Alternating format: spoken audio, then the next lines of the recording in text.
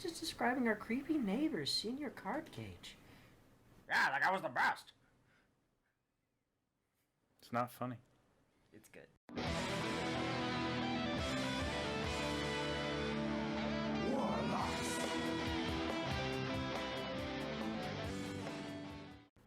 Making your way in the world today takes everything you got. Warlocks. I'm Zach Nermus. I'm Johnny Dim. And you've stumbled into yet another episode of the WarPod. Here on the WarPod, we like to transgress, transfer, and trespass all over the latest and greatest news from around the internet. Today, we're going to be talking about the greatest trespassing of all time, Pokemon Go! Johnny! Yeah. You've been excited about Pokemon Go ever since it came out in Australia and you convinced Apple that your phone was from Australia. I'm sorry, Android. Yeah. Yeah. You watch your mouth. But no, Pokemon Go, we're still in beta, is that true? I don't think that's true. I just think they just. Oh, it's just crappy? They have. Some people have said it was beta, but it doesn't say beta anywhere on the app. Yeah, it's just unfinished. Yeah. Yeah. It's a modern game. Right. It launched at about 30%, I'd say. 40%. Lots of people have been having a lot of fun with it, though. Oh yeah. Which you're kind of hypnotized by the whole thing, but you haven't done like a lot of the stuff. Because I'm an adult and I don't have time for fucking walking around. The thing is that it's like mostly adults that are playing it. That's the weird part. And here's the weirdest anecdote I have so far. Well, no, not the weirdest. I'm sorry. Let me not say that. But weird, very weird for me. I listen to sports radio a lot going to work in the morning. Sure. They were talking about it.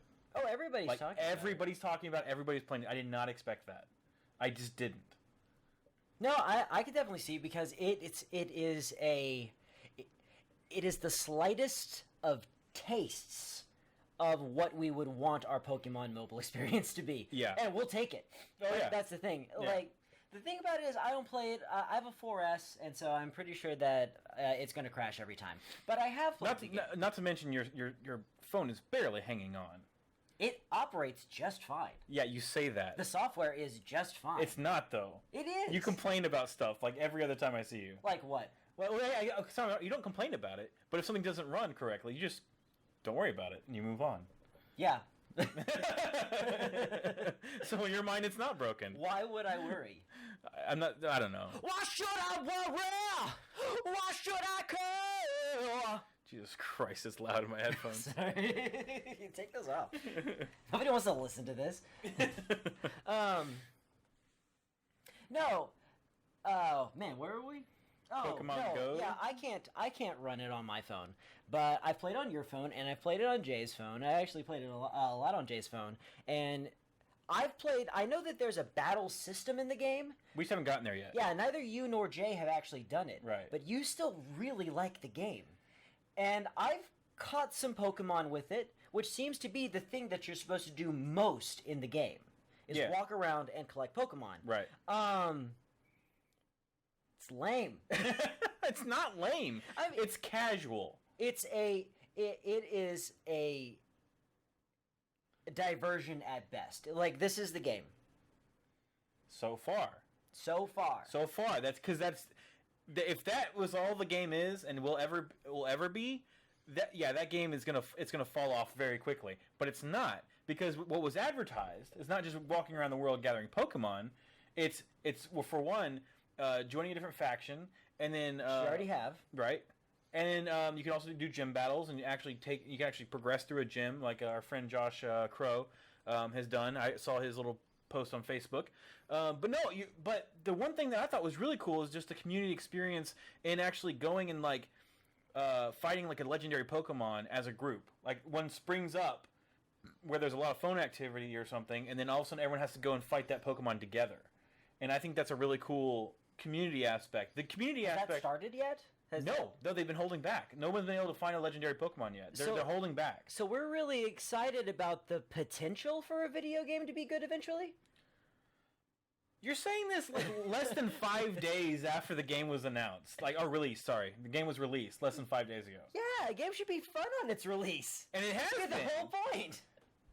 You're just bitter because you can't run it on your phone. No, I mean, Jay would be would be very pleased if I walked around and collected Pokemon for it. I know. But I won't because, like, Pokemon, like, for me, it was always about capturing and... For me, I wouldn't do it for anybody else either because those are not my Pokemon. And battle.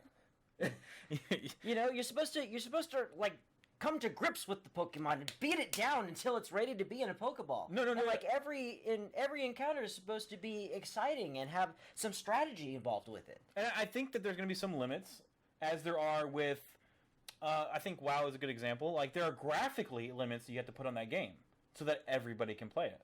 I think this is the same thing. The install base. You're putting this on phones across multiple platforms, across different software, across different hardware, and I think that they have to dumb it down a little bit. I don't think it's going to be the Pokemon you know from like a DS or a Game Boy, because because Nintendo's used to working on, and this isn't Nintendo. This is the Pokemon company, but generally you see these games on something that's just a console that's universal. All the hardware is going to be the same. I think it's going to limit it a little bit. It's going to limit it a little bit, but I've seen cross-platform mobile games that have combat. Sure. You know, they didn't have to say, "Oh, throw a Pokeball." That's the entire game. Yeah. And as far as the network's concerned, I mean, once you actually get to this, you get to the place where the Pokemon's going to be. It's all on your phone anyway. Right. I guess what I'm saying is, I understand why they launched it this way. I understand why they didn't add every single feature that's going to be in the game right at launch. This is a huge release.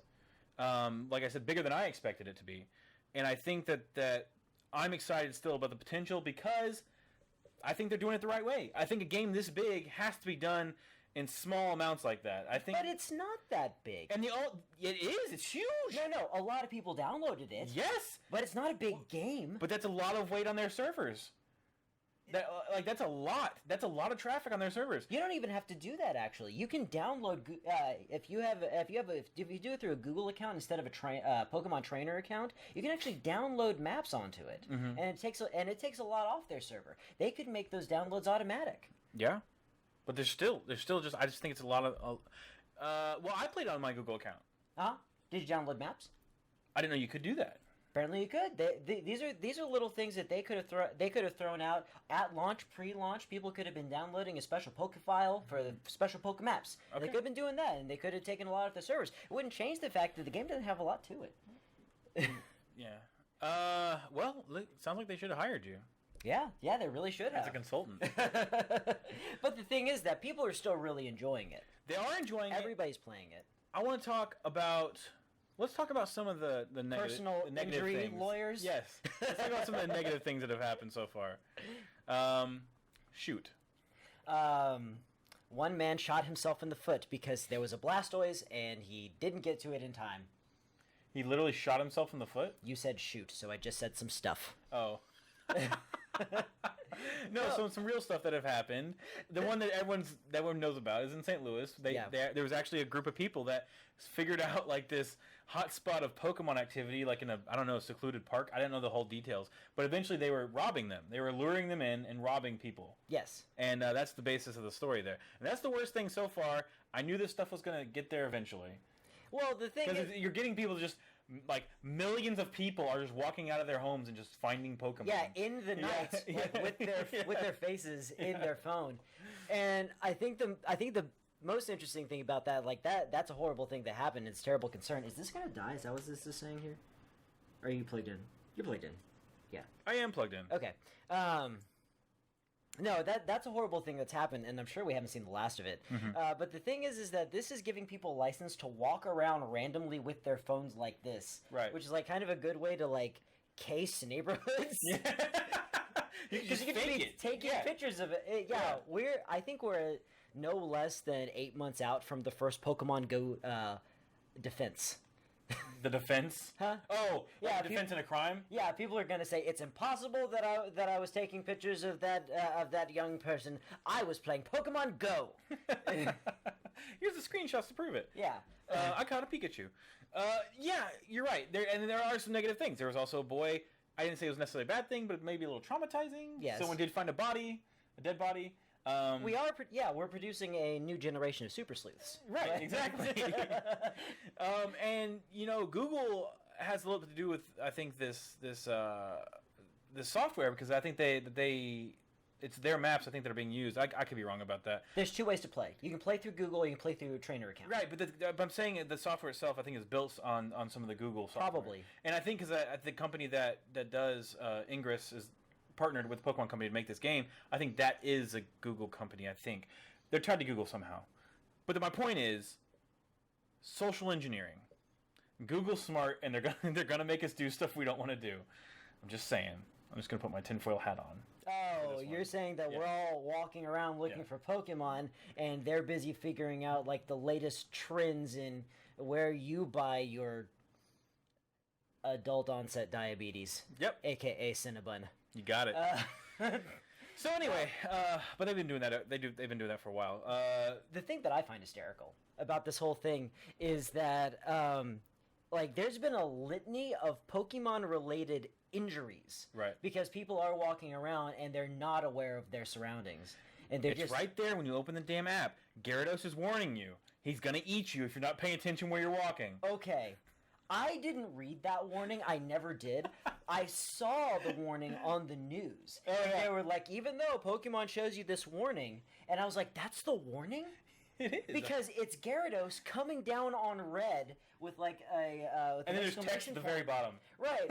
And to me, what the cartoon was saying was, keep looking at your phone. There might be a Pokemon. There might be a Gyarados. Right.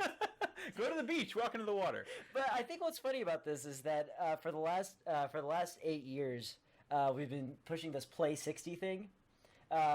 Football? Huh? It's a football thing. It's an NFL thing. Yeah. Well, no, it's just generally, and actually, a lot of people have been talking about this on Twitter that Michelle Obama's been pushing. Get out and play 60, all that stuff. And the second we left our homes, we started hurting ourselves. And, I don't think it was positive.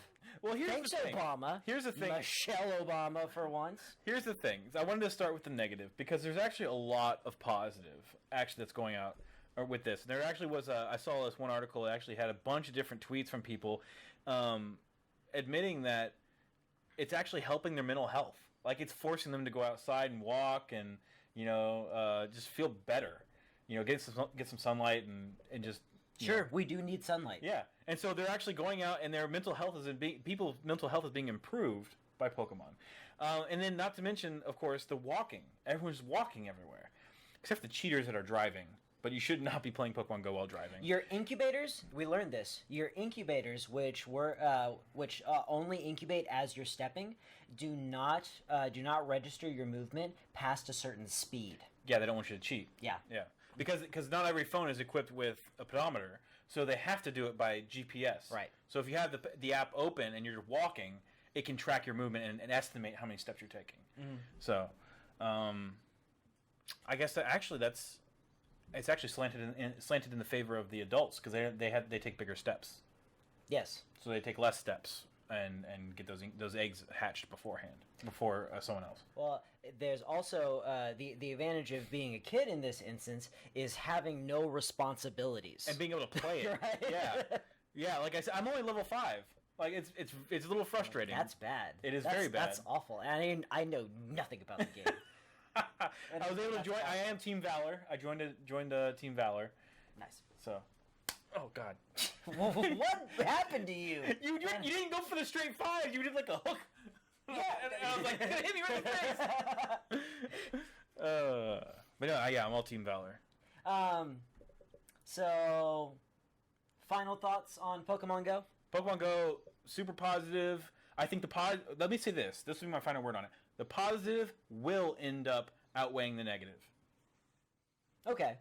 In all parts of it. I think that the negative would have come with any popular mobile game. Right. People are just being dumb. Right. It's not Pokemon's fault. Nope. Just play the game when it is smart to do so. Like in well-lit areas and another thing during the day. I hate to cut you off during your final thought, but another thing I wanted to bring up, and one thing that it actually is doing a lot of, is it is building a community, and I've been invited to no less than 3 events of people just gathering in parks, catching Pokemon together. Oh, that's pretty cool. Yeah. One of them right in the middle of Houston. I think it was Discovery Green. Mm-hmm. And people are just going to hang out, and that's healthy, because you're not walking in the middle of the night by yourself.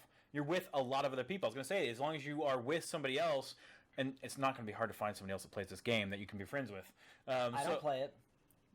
Right. It might be harder for you to find someone who doesn't like the game.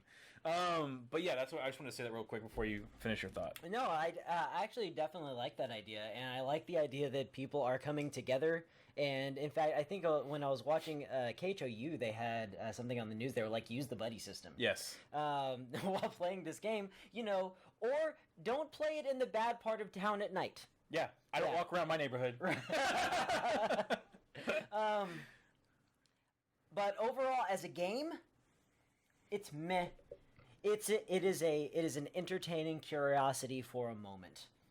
If I had it, I would have probably logged about an hour into it and have been done. Mm-hmm. As far as staying power is concerned, I give it 3 months for the buzz to die down. Especially when people play it so religiously, they're gonna hit that paywall and they're gonna hit it hard. Yeah. And I know that's what they're doing. They're getting everybody hooked. I said this the first day we started playing. Yeah. The first day I said everyone's gonna get addicted, and then they gotta start paying for Pokeballs. Yes. And they're gonna be like, damn, I gotta pay for Pokeballs, and they're gonna do it. A lot of people will. Some of people will. Just but stop. we're gonna see a considerable drop off at that point. Right. They're probably all the older people. That being said, do we have a question of the week, Johnny? Nope. Hey. It's crazy. You finally ask, and we don't even have one. You know why we don't have one? Because we were very busy at a Lego convention this weekend. Convention. And it completely skipped my mind. Yes. So. Yeah, we went to Brick Fiesta. Yes. Which is very fun to say for me. What's a Brick Fiesta, everybody? And Brick Fiesta is a Texas-based... It's a club, really. But what they do is they do these shows, Lego shows. They have all... That was mean.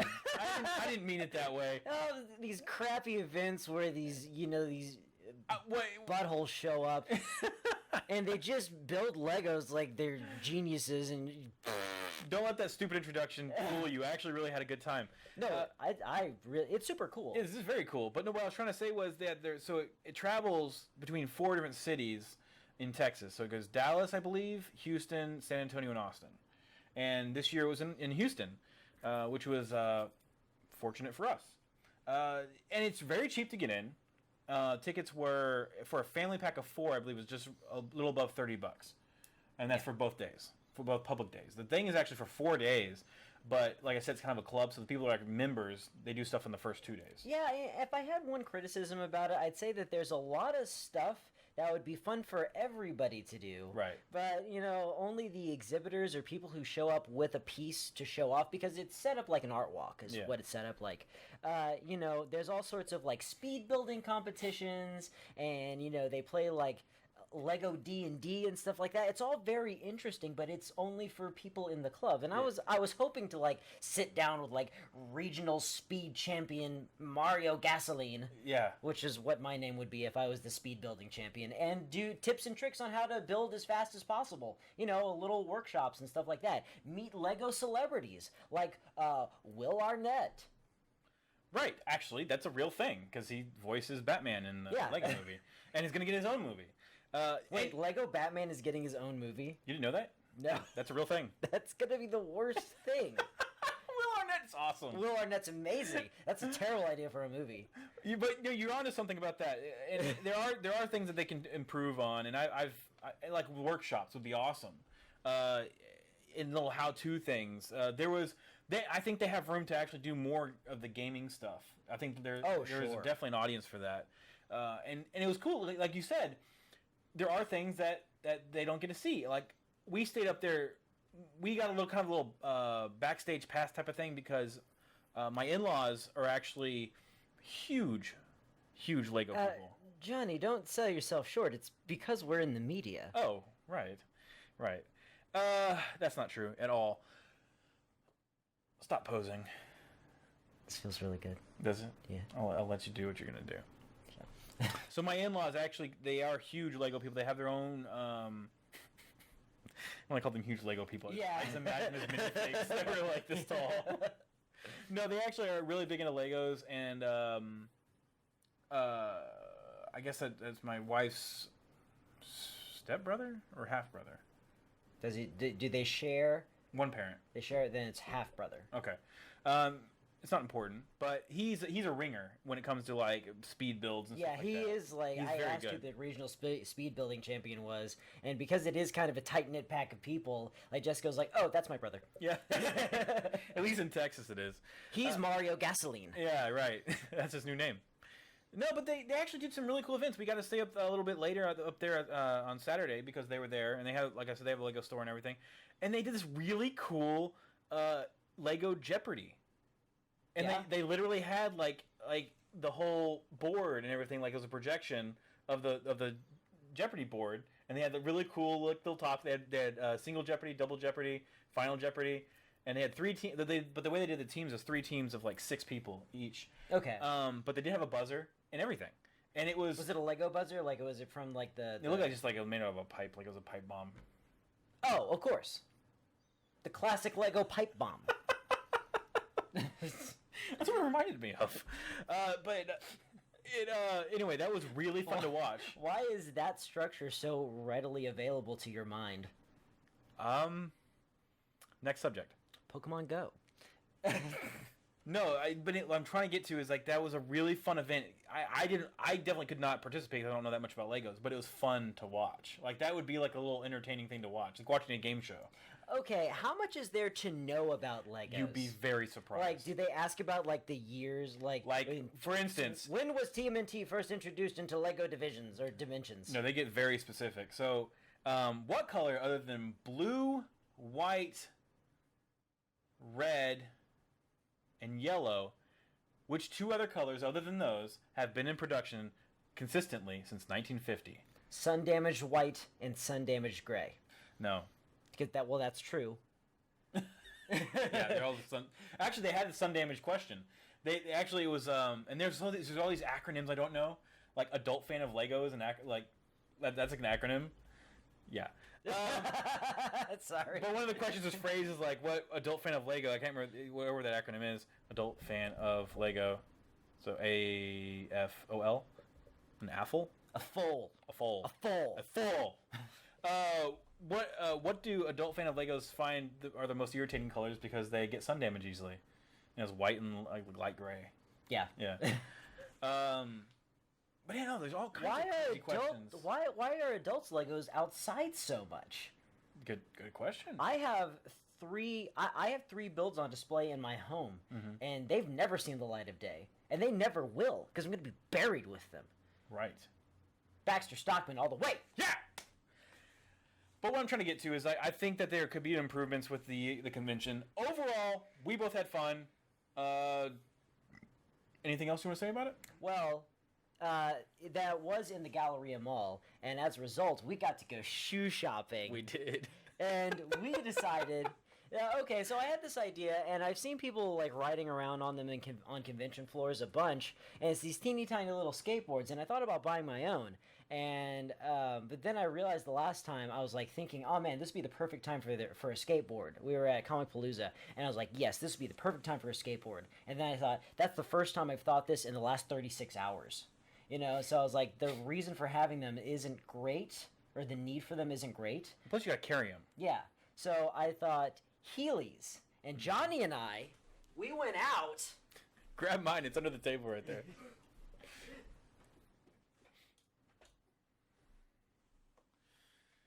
Oh boy. And interestingly enough, they still sell Heelys. In adult sizes. They don't light up. That would have been the ultimate. Some of them do. Wait. Some of the kids' ones. And apparently Johnny's already really good at them. Yeah, because I got an extra day at the convention, and I was in the mall, and I skated around, and it was a lot of fun. Can you, like... I can't do any tricks yet. No, but can you... I can follow my ass. Can you gain speed without walking again? Like, can No, you... you have to take a couple steps, and then just get some more momentum and shove off. Oh, okay. There's no way to... But you can coast. Actually skate forward. Yeah, but you have to coast. Yeah. I started steering a little bit, which is cool. And no, I was like that last, and then we were just about to leave. We were in the food court going right towards the exit, and I just coasted. And I was the farthest coast I've done, and it was probably good. It just clicked. Yeah, I was like, holy shit, this is not that hard. Yeah. Yeah, and the thing is, and there's a little bit of tricks, and we're actually going to put a video together, and you see it on the YouTube. If you're probably watching this on YouTube, just go to our channel; it'll be there, and we're going to call it how to use Heelys. And Johnny will actually be my instructor because I'm awful at it. yeah, Still. but yeah, there's little tricks like you got. It's for one, it takes a little bit of confidence to kind of just you trust yourself enough to not hit crash like crazy because you have to put a lot of faith in that lead leg. And you have to know exactly how to hit the pavement. It's got to be a lot more. What's the word? Soft. More soft, gentle caress. Yeah, yeah. So when that milking the prostate. We're getting a little off what I meant. No, but so you do have to be gentle with that first when the wheel makes contact and kind of just. And go with it. It's hard to describe, but we'll definitely try to. We'll try to in the video that we're going to put together. It's hard to describe when the plastic meets the pavement, but that's the life we chose. And on that note, I think it's time to say goodbye, everybody. Goodbye, everybody.